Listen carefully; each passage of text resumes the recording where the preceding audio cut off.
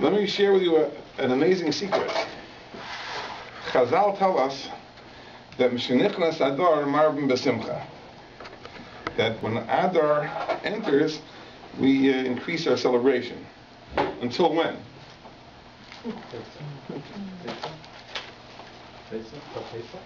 So Rashi says on that Gemara, until after Pesach. Many people think that once Purim is over, that's it. No more celebration. But the truth is that Purim is really not even the midpoint in the celebration. From Adar, we begin celebrating until after Pesach. It's very interesting in the Gemara explains that there is an intended juxtaposition of Purim to Pesach. And there's a question, when you have a leap year, you have two Adars, and which one should Purim be celebrated? Because we all know that we celebrate Purim in the second Adar, Adar Sheni, but really it's a dispute in the Gemara. And it's based on a verse in the Megillah. The Megillah says that Purim is meant to be observed B'chol Shana V'Shana, every year, but every year in the same way. Now normally, Adar is between Shvat and Nisan. So the question is, what is the most important factor? That the Adar of Purim should be adjacent to Shvat, or there should be adjacent to Nisan. The difference is if there are two Adars. So one opinion says, just like every year, it's the Adar which is adjacent to Shvat. So in the leap year, when there are two Adars, we observe it in the first Adar, which is adjacent to Shvat, which is the preceding month.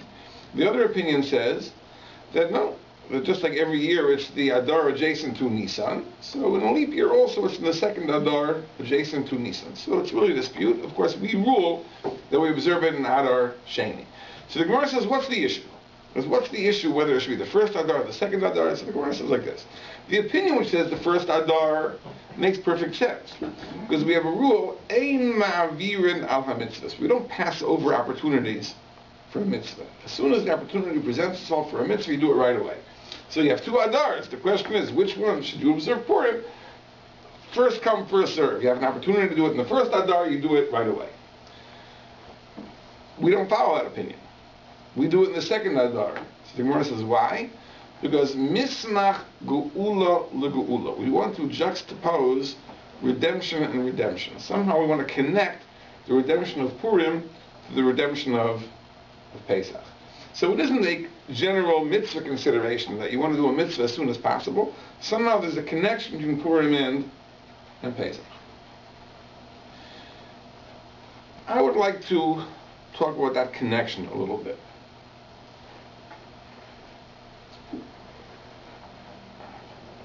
You know, when we talk about time, there are various metaphors for time. Sometimes people speak of the arrow of time. As time continues in a straight line from the present into the future, beyond, beyond, beyond. So we speak of the arrow of time.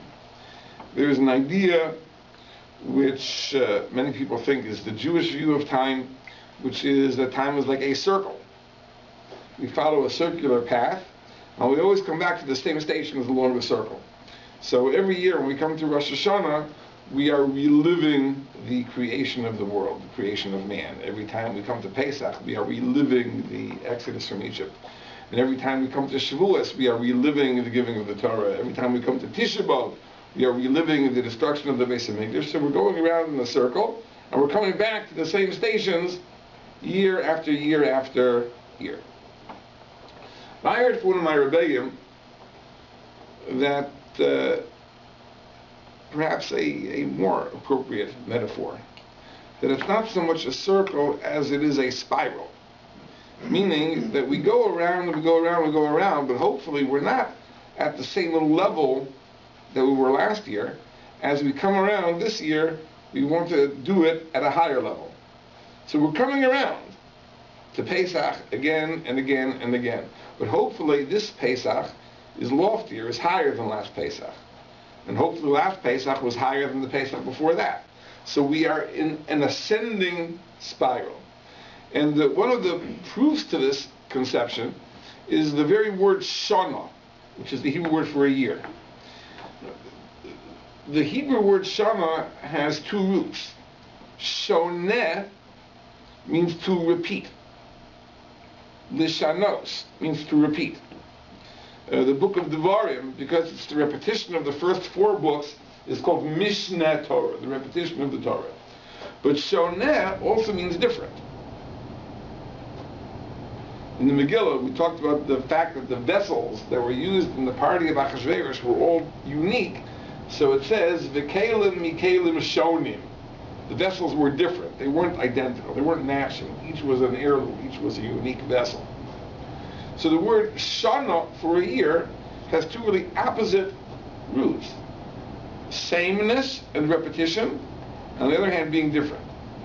Because in reality, as we go through the year, we are coming back to the same stations, but hopefully it's not exactly the same. Hopefully it's higher. So we are in this ascending spiral. It would seem to me that our starting point for the cycle of the year is obviously Nisan. And that's really what I'm talking about today, because this Shabbos, in addition to being the Parshias of Vayakal and Pekudei, is also called Parshas HaChodesh. There's a special haftarah. This is one of the 4 special Parshias that we're going to read in the month of Adar. The Shabbos before Rosh Chodesh Nisan, we read the section which begins, HaChodesh Hazeh Lochem Rosh Chodosh. God tells Moshe Rabbeinu that this month, the month of Nisan, is to be considered the first of months. And that's a little perplexing, because of course the year, we always think, begins in Tishrei. After all, that's when the world was created. That's when we observe Rosh Hashanah. So if Tishrei is the beginning of the year, Tishrei should be the first month. But God says no. That when it comes to counting months, the first month is Nisan. That's why we have this peculiarity that our year begins with the 7th month. So we observe Tishrei. The first day of Tishrei is Rosh Hashanah, it's the beginning of the year, but Tishrei is month number 7, because Nisan is the first month. So why is it the first month? So, as Rashi explains, this is part of the commemoration of the Exodus from Egypt.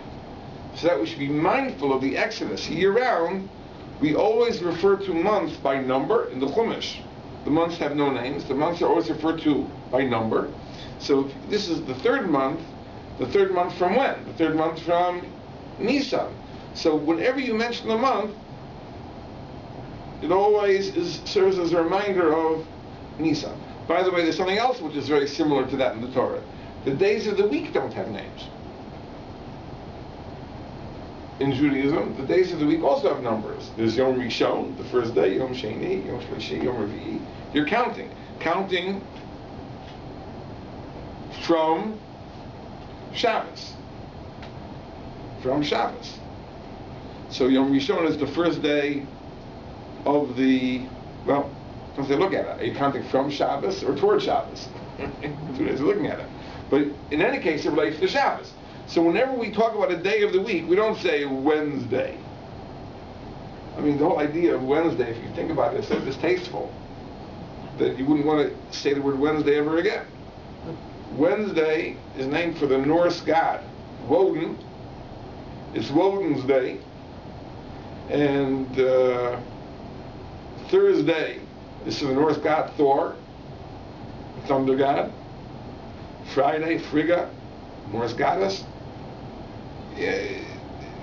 Once you realize these are names of Avodah Zarah, these are names of pagan deities, then we never want to use those names. But okay, we're accustomed to them. But in the Torah, we use numbers. So therefore, even on a Wednesday, forgive me for saying it, I'm already thinking of Shabbos. I'm counting towards Shabbos, from Shabbos. When it comes to months, so we also count months by number to connect ourselves to the Yetzias Mitzrayim. But this much it emerges from the Torah, that in the cycle of holidays, begins with Pesach. And the truth is that this is true, because when the Torah talks about the 3 major holidays, it lists them in order, starting from Pesach. Chag HaMatzos, Chag HaShavuos, Chag HaSukkos, in that order. And Pesach corresponds to the Aviv, which is the sprouting of the new grain. It's spring. It's really the sprouting of our national identity as well. It's our beginning. This is our initial development. We proceed from that to the harvest, which is the immediate objective of the sprouting. That's Shavuos. Shavuos, of course, is the immediate objective of the Exodus. We left Egypt in order to receive the Torah at Har Sinai. Sukkot is the ultimate objective. Sukkot is when we bask in the splendor of the Anane Kavod, of God's clouds of glory.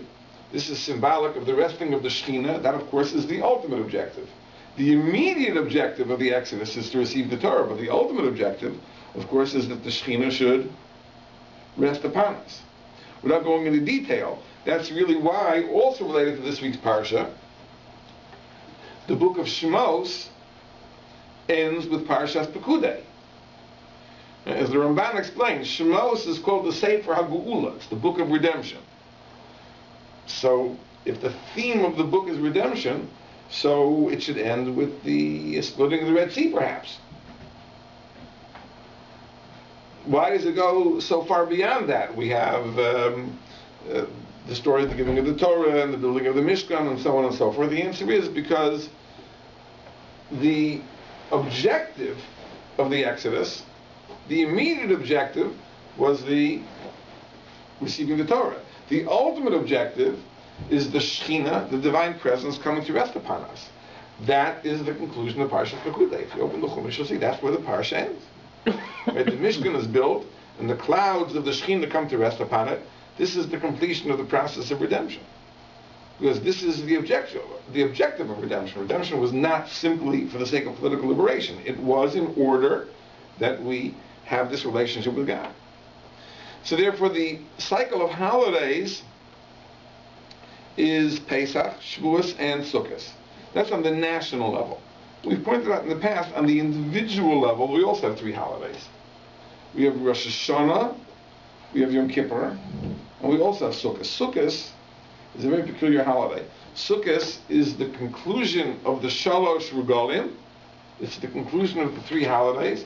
It's also the conclusion of the Yomim Noraim. It's also the conclusion of the High Holy Days. Sukkot is a very peculiar holiday. It's really at the juncture of 2 series of holidays. As we have Pesach, Shavuos, Sukkot, Rosh Hashanah, Yom Kippur, and Sukkot. Sukkot is the conclusion of both. We pointed out that what Pesach, Shavuos, and Sukkot are on the national level, Rosh Hashanah, Yom Kippur, and Sukkot are on the personal, individual level. In other words, if Pesach is the sprouting of the nation, the beginning, what is the beginning on the individual level? What is our new beginning, our new rejuvenation? Of course, it's Rosh Hashanah. We all understand that. Rosh Hashanah on the personal level, this is renewal, this is a new start, a fresh start, hopefully. What is the immediate objective of that sprouting? To come to reconciliation with God. Now, we've explained this in great detail, but it's a point which always needs to be said. Yom Kippur is the great day of reconciliation. This is the day of forgiveness, the day of atonement, the day that we are reunited with God. But tshuva is very hard to do. When you're in a rut, it's very hard to change. How do you make real change in your life? You have a fresh start. Right? When you have a fresh start, that's how you can really bring yourself to true change. So you have to have a Rosh Hashanah. Rosh Hashanah, there's a sense of renewal, newness, freshness, and that facilitates the reconciliation which takes place on Yom Kippur. And that's the immediate objective. But what's the ultimate objective? The ultimate objective is to celebrate with God. And that's, of course, what Sukkot is. Sukkot is Man Simchaseinu. So Sukkot, in the sense that it is the ingathering of the grain and the resting of the Shekhinah, the Anane Kavod, it concludes the series of Pesach, Shavuos, and Sukkot, but in the sense that it's our personal celebration with God, it is the culmination of Rosh Hashanah, Yom Kippur, and Sukkot. So Sukkot really is the end. Sukkot is the end of the biblical holidays. Then the rabbis came, and the rabbi said, after Sukkot, we need 2 more holidays. We need Chanukah, and we need Purim. And they are tacked on really after the conclusion of the biblical holidays. The biblical holidays end with Sukkot, Shmini Atzeres, and really we now have 6 months off till Pesach. Where all the holidays are between Pesach and Sukkot, but the rabbis in that period tacked on 2 holidays that follow Sukkot, Chanukah and Purim. Purim concludes the entire series of holidays, and it brings us back to the beginning of the cycle. So the rabbis tell us that therefore we want to juxtapose Purim and Pesach, because as soon as we complete the cycle, we begin the cycle again. What is that reminiscent of? What other observance do we have in Jewish life? That as soon as we finish the cycle, we begin the cycle again. Of course, the cycle of reading the Torah. Right? As soon as we finish on Simchas Torah, the end of the book of Devarim, we conclude the 5 books, we begin with Bereshis right away. Because we never take a break. We never take a break. We're always growing, we're always striving, we're always trying to develop further. And therefore it's the same way. That the Yom Tov, the holidays, these are occasions for spiritual ascent, for spiritual growth. So we don't want to say, okay, now I've finished the cycle of Purim, now I can take off 6 months and relax. We want to place Purim adjacent to Pesach as if to say, we've completed the cycle, now we're starting the cycle again, of course, at a higher level. So what we have to understand is, in other words, not why Purim is before Pesach. That's not the right way of looking at it. The question is, how is Purim the culmination of Pesach? You hear? In other words, when we're talking about the juxtaposition of Purim and Pesach, it's not so much that Purim leads into Pesach. It's not that Purim is the introduction to Pesach. It's that Purim is the culmination of Pesach. That when we start with Pesach, ends with Purim, and it's completed, and when it's completed, we begin the cycle anew with Pesach. Right? It's not so much that Purim leads into Pesach, as much as it is that Purim is the conclusion of the entire cycle, which begins with Pesach. Clear? Not clear.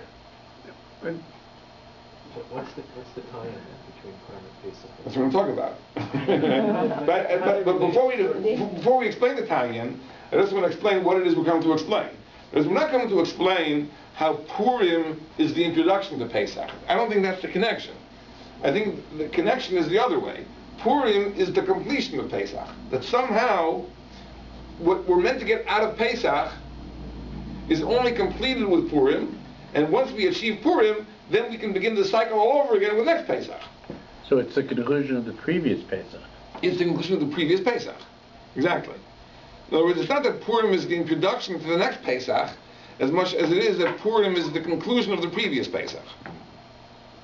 So obviously we have to understand what Pesach is, and when we understand what Pesach is, we'll understand how Purim concludes it, and how once we achieve Purim, we can begin the cycle anew. Now, the truth is that this is very, very simple. And you all know this, and we've talked about it many times, but I'm going to bring it out in a new way. There's a very, very interesting story in the Chumash, only 2 stories in the Chumash, of the Jews who suffered for lack of water in the desert. One took place in the beginning of the 40 years, and one took place at the end of the 40 years. In the beginning of the 40 years, the Jews come to a place, there's no water, and God tells Moshe Rabbeinu, go and take your staff and hit the rock and bring forth water. Not speak to the rock. No, the first time was hit the rock. And Moshe hits the rock and brings forth water, and this is considered a very, very fine resolution of the crisis. At the end of the 40 years, God tells Moshe Rabbeinu, go to the rock, speak to the rock. Moshe mistakenly hits the rock, and this is considered a catastrophe. And God says, because you didn't obey and you failed to sanctify my name, therefore you lose your right to lead the Jews into the promised land. And this is why, in fact, Moshe Rabbeinu dies and is buried in the desert, and his successor Yeshua takes the Jews out to the promised land.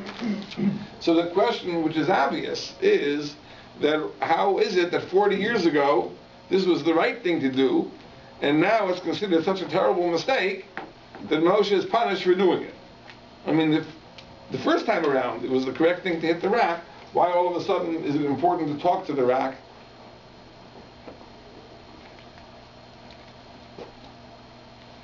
The question is this.